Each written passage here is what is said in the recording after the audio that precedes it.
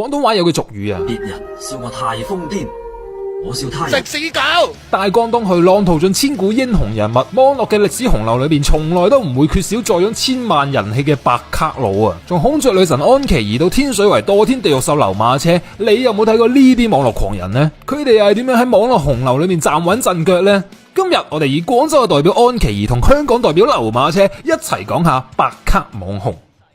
如果你係一個芳村人啊，最撚煩嘅一定係有人問你識唔識安琪兒啊？究竟一個普通女性係點樣成為芳村乃至廣州之恥嘅呢？咁就要回答佢21年6月口罩期間，廣州芳村芳和花園業主群流出嘅一段錄音啊！總之，無論如何我要保住份工，唔可以冇咗佢。喺大家都聽話隔離嘅時候，呢位 ID 名為安琪兒的世界嘅住戶就完美表達咗廣州打工仔嘅社畜特性啊！當你踢我出群，大不了以後唔入嚟，街坊我做。呢啲咁出界言論一石激千層浪，好快就俾人屌爆，甚至安琪兒都俾人人肉起底。同時呢位自稱安琪兒嘅網友呢一刻亦都嘗試到流量迷人之處，自此不能自拔，踏上咗白卡網紅之旅。起初大家都以為安琪兒係詐癲扮傻，但係到最後原來佢真係傻噶。喺流量之旅上面，安琪兒越走越偏激，佢嘅大海味波板糖獵奇程度直逼2個女仔用同一隻杯啊！從大鬧車展到之後嘅徵婚條件，更加令佢穩坐白卡界一姐嘅位置。面對網友嘅質疑，安琪兒口述技能可謂係10級滿級。食屎啦黑粉！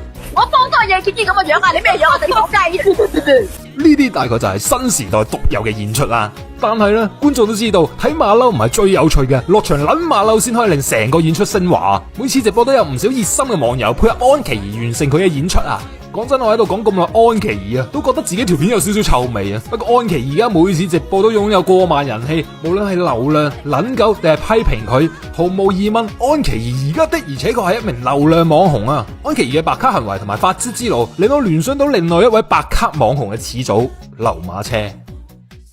而咩係劉俊謙嘅流馬車喺網上有多個稱號，包括天馬車、天水圍陳浩南、天水圍墮天地獄獸。喺2011年，馬車自拍擺上網，自稱俾人欺凌，喺片中用浮誇嘅表情同埋大量嘅粗口，怒屌另外一位姓石嘅友人。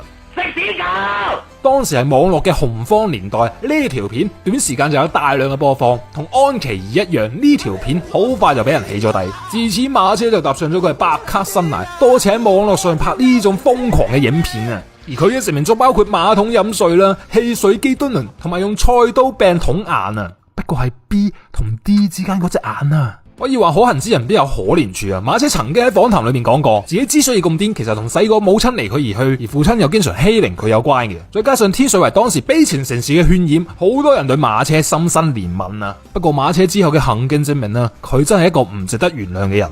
馬車喺12年因為求愛不遂恐嚇女友人，讓要 KO 對方之後，女方報警而被定罪，接受感化24個月。而喺13年馬車更加拍片恐嚇同辱罵當時嘅屯門感化官黃鳳明，而佢犀利到要揾埋佢自己嘅朋友幫拖，包括麻雀獸、老炮獸、你老母係噴射馬花獸，勁撚多隻獸喎，烏龜獸，大班都唔撚妥你啊！同你講。